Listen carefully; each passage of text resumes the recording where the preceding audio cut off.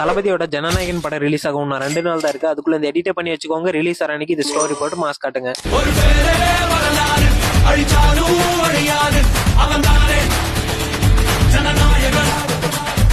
உங்க போட்டோஸ் வச்சு இந்த எடிட் எப்படி பண்றது நான் சொல்லித்தரேன். என்னோட ஐடியா ஃபாலோ பண்ணிட்டு இந்த வீடியோ சேவ் பண்ணிக்கோங்க. ஃபர்ஸ்ட் இந்த QR கோட ஸ்கிரீன்ஷாட் எடுத்துக்கோங்க.